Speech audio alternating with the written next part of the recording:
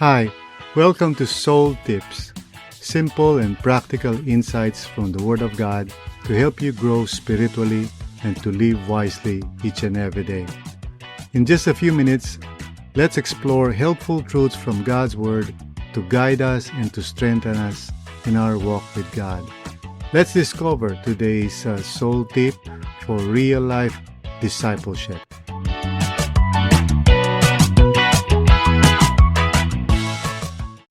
Our passage today is Ephesians chapter 4, verses 28 to 30.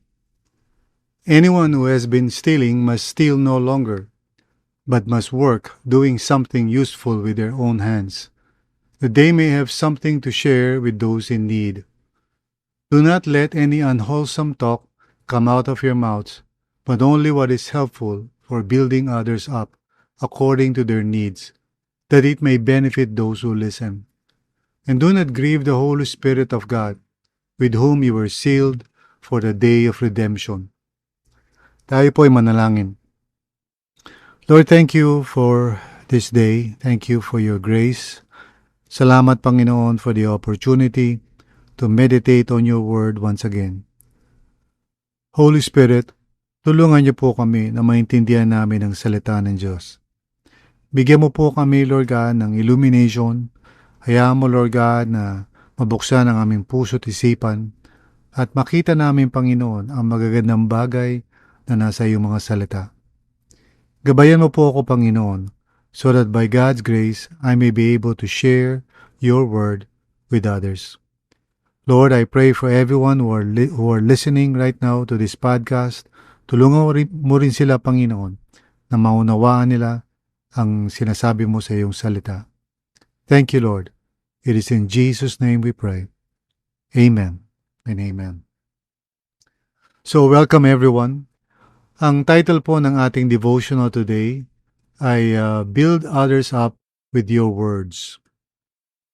So, yung pagbabago na nais gawin ng Panginoon sa buhay natin ay hindi lamang may kinalaman sa ating mga kilos o gawa, kundi may kinalaman to sa ating communication o yung pagsasalita natin sa isa't isa.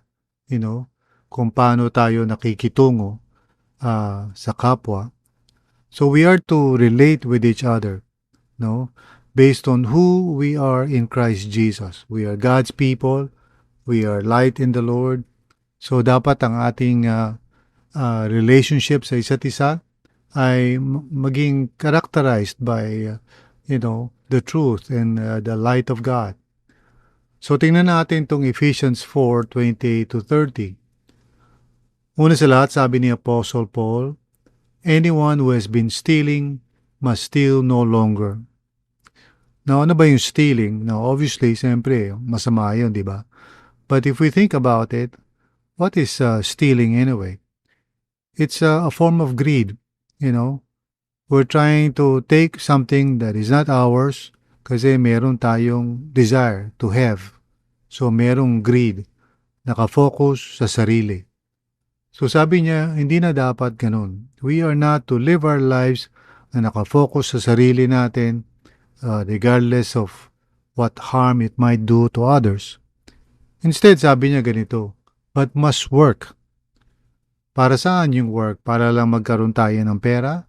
Sabi niya, doing something useful with their own hands.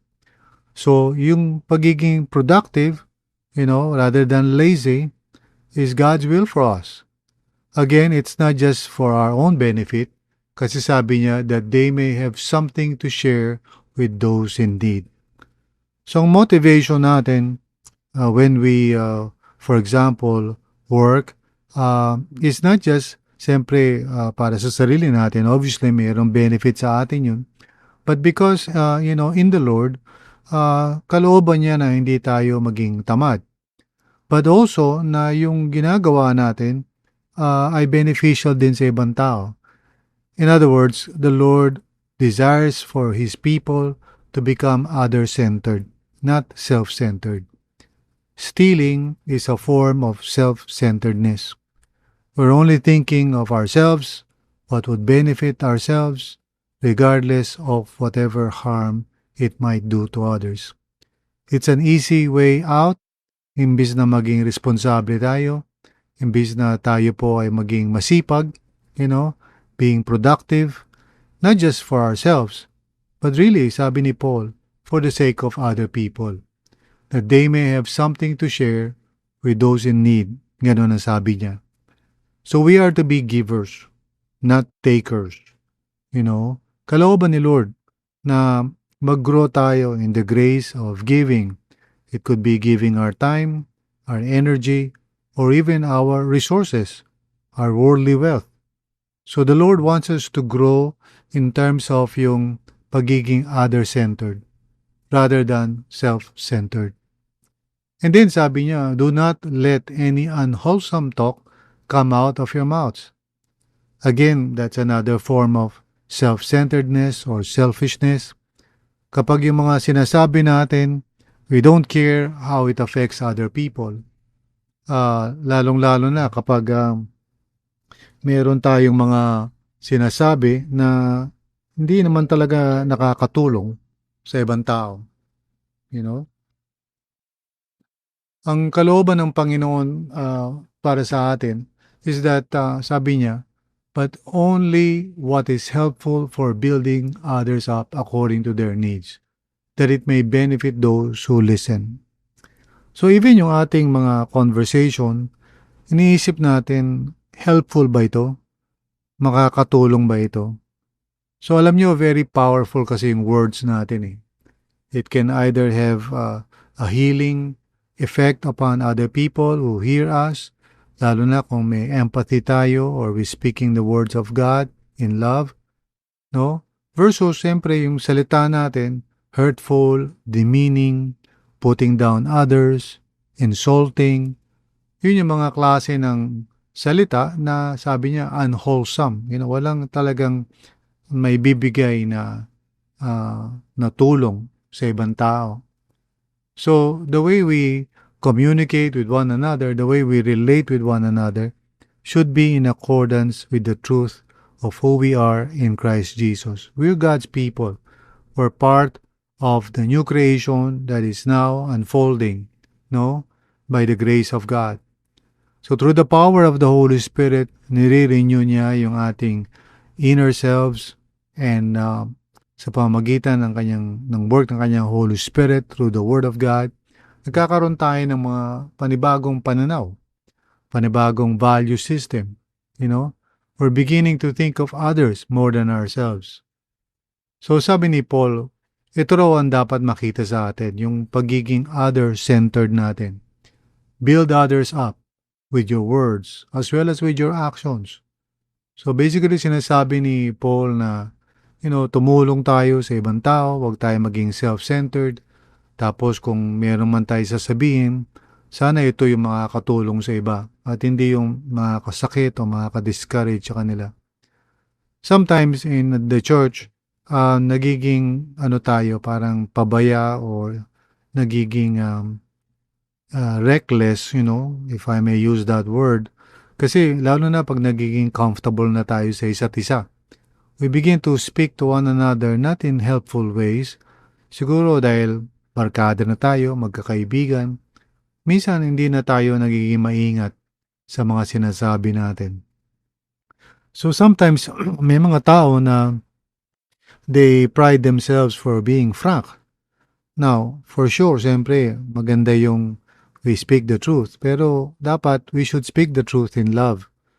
Yung pagiging prangka natin ay dapat, ayon din naman sa pag-ibig. Hindi yung prangka lang tayo, period. Diba? We should actually be speaking the truth in love to help other people. And sabi ni Paul, and do not grieve the Holy Spirit of God, with whom you were sealed for the day of redemption. So pag self-centered tayo, pag iniisip lang natin yung sarili natin rather than yung ibang tao at yung mga pangangailangan nila, we grieve the Holy Spirit. The Holy Spirit wants us to become like Jesus, thinking of others, putting others ahead of ourselves. Gusto niya na magkaroon tayo ng gentleness and kindness like Jesus. Magkaroon tayo ng humility. Karoon tayo ng, kababaan nga ng loob, sa Tagalog.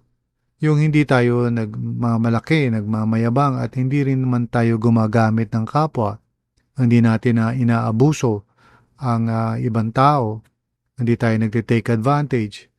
Hindi tayo nangungutang tapos hindi tayo nagbabayad. Mga ganong klaseng mga kasalanan.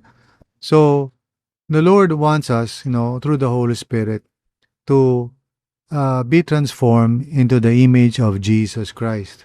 And that is, of course, an exciting thing. Pero at the same time, meron mga kailangan alisin sa atin.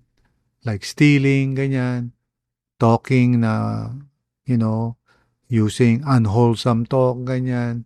Yung mga ganong bagay, the Lord wants to renew sa atin. He wants to transform us so that we can be the kind of people na iniisip kung paano makakatulong sa kapwa, the kind of people na hindi lang basta nagsasalita na kung ano mga bagay, kundi iniisip ko ano yung makaka-encourage, ano yung makaka-build up. Kahit na sa pag-post natin sa social media, dapat iniisip natin, paano kaya may encourage ang mga tao dito sa ipopost ko? Huwag tayo sumali dun sa mga nag-aaway sa Facebook, dahil sa politics o minsan dahil sa religion o ano man. Let's be the kind of people who speak words that edify, that build up, that encourage, that lead people to the Lord Jesus. Iwasan na natin yung mga maanghang na salita. Minsan, mga Kristiyano mismo, because they are so into politics, minsan they speak disrespectfully sa mga tao, lalo na those in authority. Now, minsan, hindi naman siguro tayo nag-agree. We can speak our minds, pero do so with respect. Huwag tayong maging parang insulting sa mga salita natin or disrespectful. Kasi kung sila yung nilagay ng Panginoon sa positions of authority and they deserve respect, we should do so. Di ba? Of course, there is a place for speaking the truth to power and dapat marunong tayo magsalita pag may mga bagay na hindi tama. But do so with love and respect. Hindi yung parang hindi na tayo mga mananampalataya. As Christians, we must remember na yung allegiance natin is to Jesus Christ. And so everything that we do must be to please Him and to honor Him. Iwasan natin maging katulad ng ibang mga tao na nag-i-engage sa mga salita na mga masasakit, maanghang, kasi hindi nila gusto yung isang tao o isang politiko o hindi nila gusto yung mga ginagawa.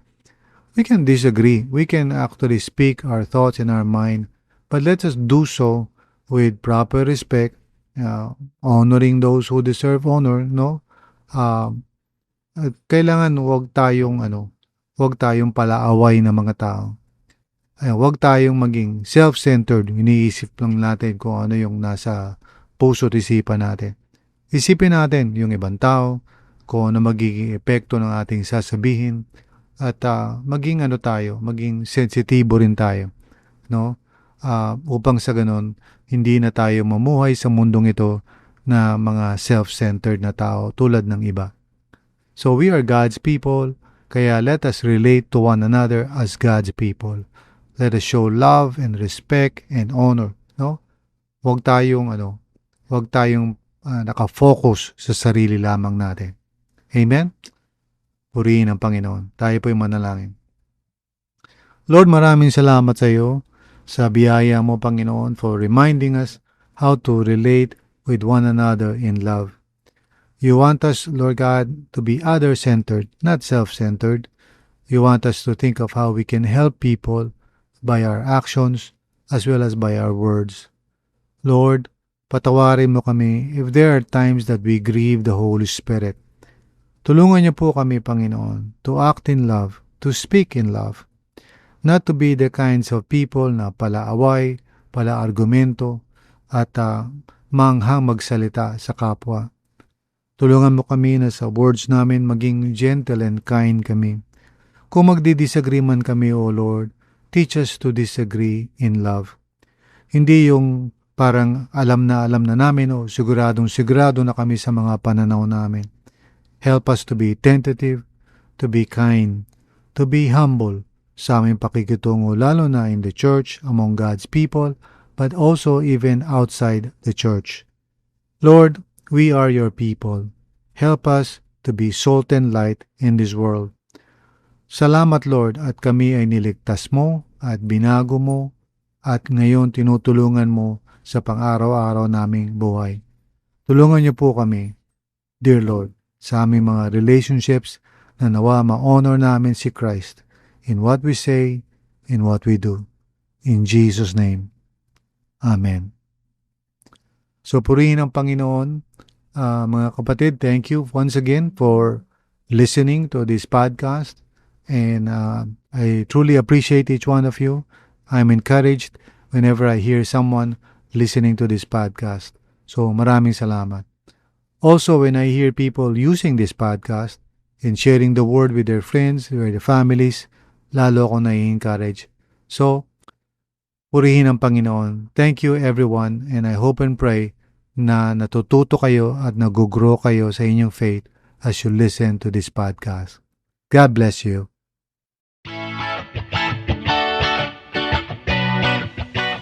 Thanks for joining us on Soul Tips today.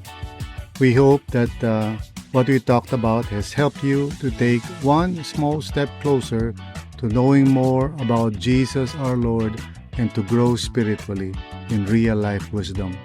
Don't forget to share this podcast with someone and maybe to discuss or talk with them what you have learned. Until next time, keep learning and keep growing together with others.